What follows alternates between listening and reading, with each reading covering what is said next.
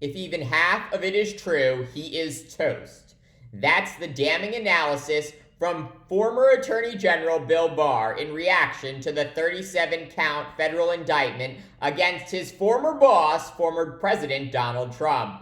But while the legal case against Trump appears strong, the political reality is far more bleak for those wanting to keep Trump out of the Oval Office. All that and more now on Graf's Grievances.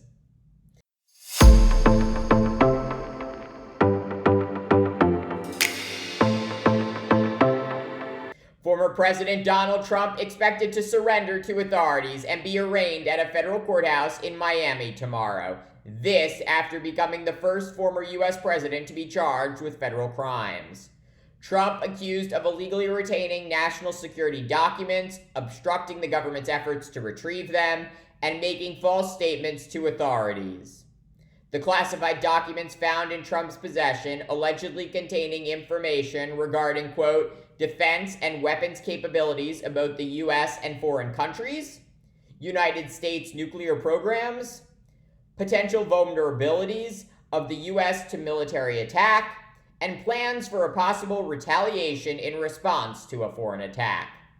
The bombshell indictment unsealed Friday, also accusing Trump of sharing classified intelligence with unauthorized individuals. This reckless and illegal action potentially putting at risk the national security of the United States and jeopardizing the safety of the United States military and human intelligence sources around the world.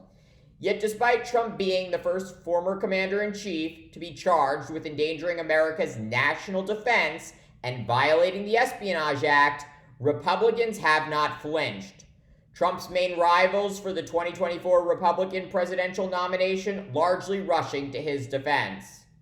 Florida Governor Ron DeSantis decrying the, quote, weaponization of federal law enforcement against Trump and suggesting that the charges against his rival, quote, represent a moral threat to a free society. Senator Tim Scott of South Carolina also condemning the, quote, weaponization of the Department of Justice and pledging to, quote, purge all of the injustices and impurities in our system. And former governor of South Carolina, Nikki Haley, accusing the DOJ of political bias and bizarrely adding Americans are, quote, exhausted by the prosecutorial overreach under the Biden administration. These absolutely cowardly and despicable responses from Trump's leading opponents make you seriously question if they care about national security and if they are actually running against Trump. As for Republican members of Congress, their leader, Speaker Kevin McCarthy, calling the indictment a, quote, grave injustice and pledging, quote, House Republicans will hold this brazen weaponization of power accountable. This reaction mirroring the response from Republican primary voters, 76% saying they're far more concerned that Trump's indictment is politically motivated than his alleged conduct being a national security risk. This, according to CBS News. In addition, 60% of Republican primary voters saying if Trump is convicted of retaining classified documents, he should still be able to serve as president again. But perhaps most disturbing, less than half of Americans, 48%, tell ABC News they believe Trump should have been charged in this document's case. So what does this mean for Democrats and any American who cares about the rule of law and the national security of the United States?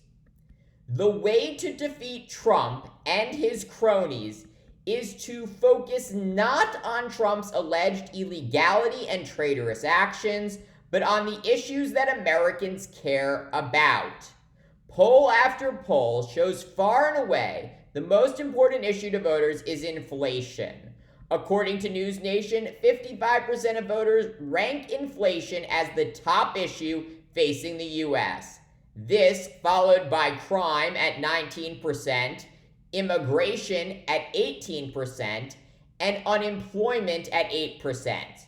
So to defeat Trump, or whoever is the GOP nominee, President Biden needs to relentlessly talk about what he is doing to address these issues.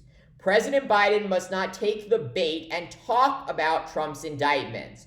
While that might excite the Democratic base, it will play right into Trump's hands and the false Republican charge that the charges against Trump are politically motivated. While DC is obsessed with Trump's recklessness and the gravity of the criminal indictment against him, most Americans are just trying to put food on the table and have a little extra money to go on a vacation. Thanks for watching Graph's Grievances. Let me know what you think, and please subscribe.